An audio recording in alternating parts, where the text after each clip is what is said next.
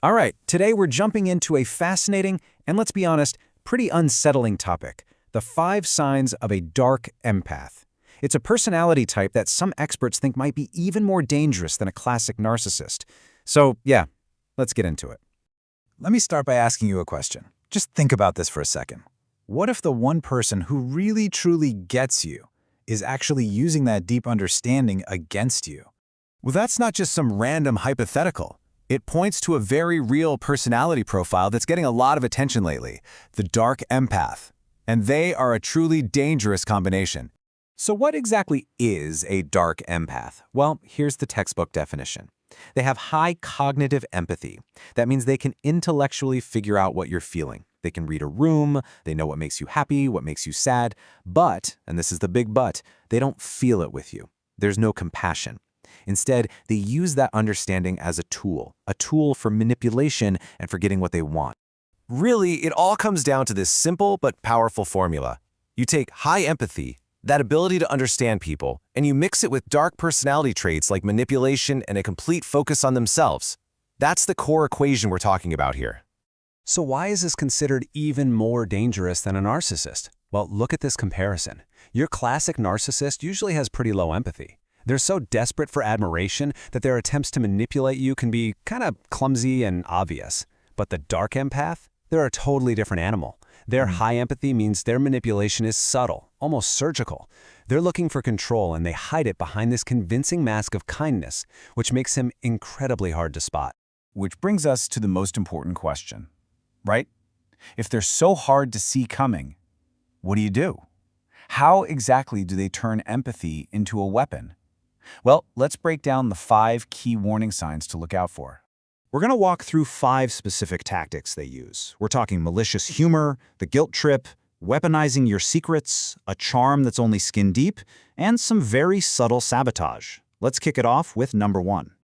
Sign number 1 is malicious humor. You know that feeling when someone makes a joke that lands with surgical precision right on your biggest insecurity? A dark empath does that on purpose. They use what they know about your vulnerabilities to craft the perfect, cutting remark. And then, when you get upset, they turn it right back on you with that classic line, "I was just kidding, you're so sensitive." It's not a bad joke, it's a calculated move to hurt you and then make you feel crazy for being hurt. Next up, the guilt trip. Because they understand your sense of loyalty and your good nature so well, they are absolute masters at making you feel responsible for their feelings and their problems. They'll find a way to make you feel like you've let them down or that you owe them, basically using your own compassion to control you. Okay, this next one is just insidious: weaponized secrets. A dark empath is amazing at making you feel safe enough to open up. They listen so intently, they remember every little detail, and they make you feel so heard. But they're not just listening, you know? They're gathering intelligence. And later, when it suits them, they'll use your most private thoughts against you, maybe as a little jab in an argument, or even by spreading rumors. Sign number 4 is a kind of charm that just feels conditional. It's almost too perfect, too smooth. They always say the right thing, but it feels like they're reading from a script. That's because they are. The second you stop being useful to them, or you try to set a boundary, that warmth can just disappear, and you see the cold, calculating person underneath.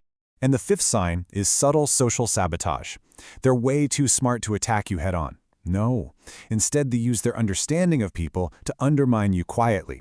Maybe they forget to include you on an important email, or they innocently share an embarrassing story about you with a group. It's all designed to chip away at your reputation without ever leaving any fingerprints. So you see how all 5 of these signs lead back to the same core problem. The dark empath has mastered the mask of kindness, and that's exactly why they are so hard to spot. Their attacks aren't obvious. They're wrapped in concern, hidden inside a joke, and disguised as support. They literally use our expectation of kindness against us. And this really is the heart of the danger. For a dark empath, kindness is not a feeling, it's a tool. It's like a key they create to unlock your trust, find all your weak spots, and lower your defenses. They do it all while looking like your biggest supporter. It is, quite literally, weaponized kindness. And this isn't random. It follows a deliberate 3-step playbook. First, they just observe and understand. They learn your hopes, your dreams, your fears.